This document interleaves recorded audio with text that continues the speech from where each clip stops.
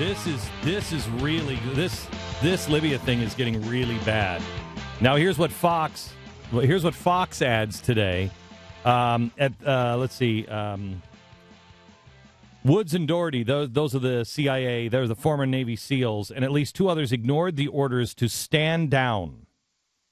They were told to stand down when they heard shots fired, and they radioed, and they were informed that by the higher ups that they were hearing gunshots, and the higher ups said yes, but they were told to stand down. An hour later, they called again, and they said, we're still hearing it, and they were ordered again to stand down. Twice they were ordered to stand down. Woods and Doherty and at least two others ignored these orders and made their way to the consulate, which at that point was on fire. Shots were exchanged. Quick reaction force from the CIA annex evacuated those who remained at the consulate and Sean Smith, who had been killed in the initial attack. They could not find the ambassador and returned to the CIA annex about midnight. At that point, they called again for military support and help because they were taking fire at the CIA safe house or annex. The request was denied. It's unbelievable. Third denial with just these guys. There were no communication. And does it say why? Mm-mm. There's no mention of why. No, but you know what? Here's what's important. There are good people in the military that are folding now and saying, I got to get out of this, man. I don't want anything to do with these guys are bad guys that are telling us to do these things. And it's starting to crumble. Oh, and this is what the same decision the SEALs made there, by the way. Yes. Bad decision. Bad people are telling us not to go in there and help these guys. We're going anyway. Yep. The request was denied. There were no communications problems at the annex. So anybody who says, well, they didn't know what was going on, there were no communications problems at the annex, according to those present at the compound. Wow. The team was in constant radio contact with headquarters. In fact, at least one member of the team was on the roof of the annex manning a heavy machine gun when mortars were fired at the CIA compound. If I'm not mistaken, the cable that came into the White House at 11:57 p.m., the White House was first informed that it was coming under attack at 4:57. At 11:57, it talks about mortars. Let's see. The security officer had a laser on the target that was firing and repeatedly requested backup support from a Spectre gunship, which is commonly used by U.S. Special Ops to provide special operations teams on the ground in intense firefights. They were denied. The fighting at the CIA annex went on for more than 4 hours, enough time for any planes based in Sicily, 480 miles away, to arrive. And how about the aircraft carriers in the Mediterranean? Half an hour. Listen to this. 2 separate Tier 1 special ops forces were told to wait. Among them, Delta Force.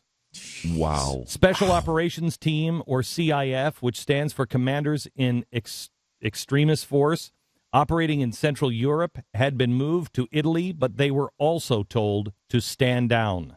A second force that specializes in counterterrorism rescues was on hand, according to senior military and intelligence sources. According to those sources, they could have been flown to Benghazi in less than 2 hours. They were the same distance to Benghazi as those who were sent to Tripoli.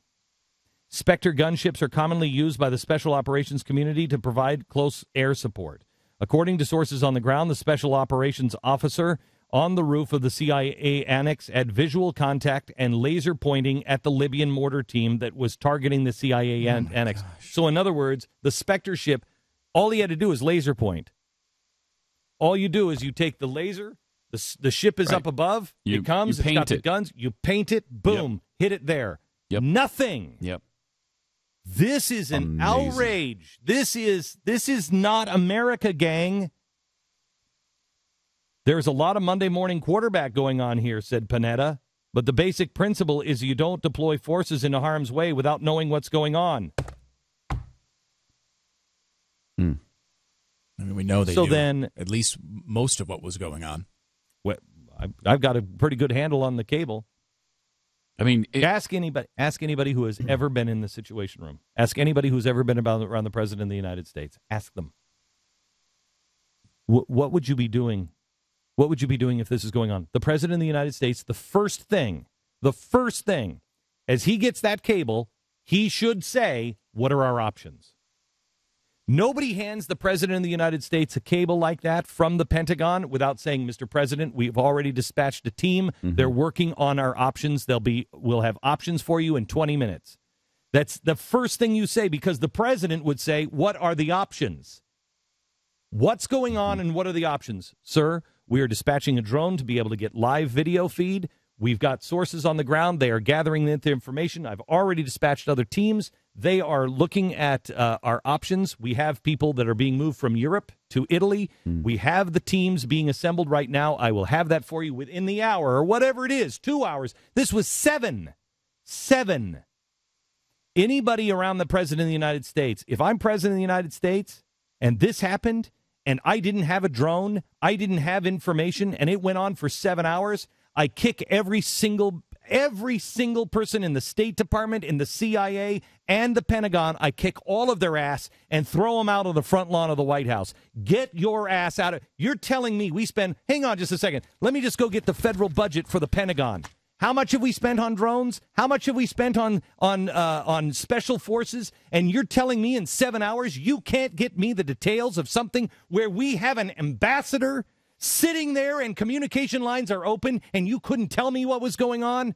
Get the hell out of my office. You're fired. That's what should have happened. If that occurred. Of course, that can't possibly have occurred. It didn't occur. Yeah, it didn't occur. Right, it didn't. It would require our military to be wildly incompetent. Right, and all technology that we know exists that would not be in use. And by the way, in the last couple of days, we've spoken to a very high-level source who has confirmed that all of this is readily available in the Situation Room. All the stuff we've talked about, readily available. In use at any point, especially on September 11th. At any point.